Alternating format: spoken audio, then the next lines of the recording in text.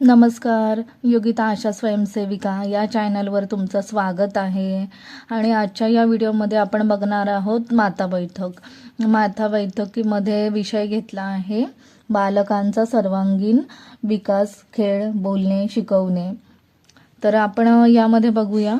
त्याआधी माझ्या चॅनलवर नवीन असाल तर माझ्या चॅनलला लाईक करा, शेअर करा आणि सबस्क्राईब करा. थँक्यू. बालकांचा विकास म्हणजे शारीरिक, मानसिक, सामाजिक आणि बौद्धिक विकास होतो. लहान वयात योग्य काळजी घेतल्यास मुलांचा विकास चांगला होतो. त्यामध्ये पहिलं खेळाचे महत्त्व.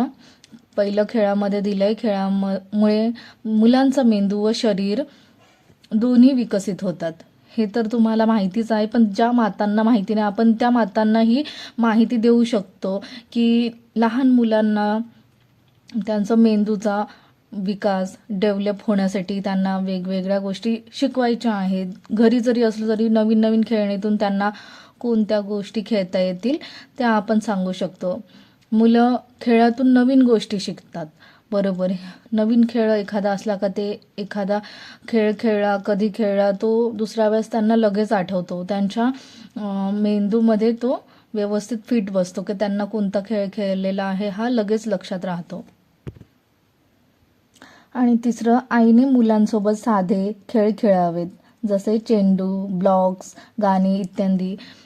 खरंच काही मुलांना आहे ते घरामध्ये राहून सुद्धा डान्स करू शकतात. त्यांना डान्सिंगची इच्छा असते किंवा एखाद्याला गाणं म्हणण्याला आवडतं. आणि दुसरे इतर सुद्धा खेळ आहेत त्यांना खेळामध्ये आवडतं.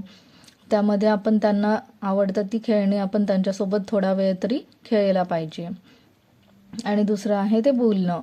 मुलांशी नेहमी बोलावे, गाणी सांगावीत, गोष्टी सांगाव्यात. आणि ते खरंच लहान मुलं असं एखादं म्हणजे काय सांगायचं घेतलं आपण की ते कान लावून शांतपणे ऐकत असतात. तर आपण त्यांना मातांना सांगायचं आहे की आपण त्यांना चांगल्या गोष्टी समजावून सांगाव्यात. ते म्हणजे शांतपणे ऐकतात आणि ते मेंदूमध्ये फिट एकदम म्हणजे कोणती गोष्ट सांगितली होती मम्मीने काय ते सगळ्या गोष्टी लक्षात ठेवतात. दुसरं आहे मुलं ऐकून आणि पाहून शिकतात. हे पण अगदी बरोबरच आहे. त्यामध्ये तुम्हाला मी जास्त काही बोलत नाही आहे. आणि तिसरं, त्यामुळे त्यांची भाषा आणि आत्मविश्वास वाढतो.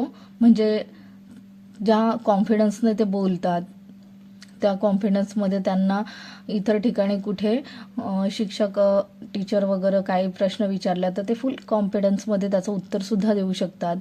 त्याच्यामुळे सतत बोलणं त्यांच्याशी ठेवलं पाहिजे. आणि तिसरं म्हणजे शिकवणे यामध्ये लहान गोष्टी शिकवाव्यात. म्हणजे रंग, आकार, संख्या इत्यादी आपण या गोष्टी शिकवतच असतो. पण काही ठिकाणच्या माता आहेत ज्या मुलांकडे लक्ष देत नाहीत. खेड्यावरच्या माता असतात त्यांना आपण या चांगल्या पद्धतीने सांगू शकतो. आणि दुसरं, जबरदस्ती न करता खेळातून शिकवावे. बरोबर.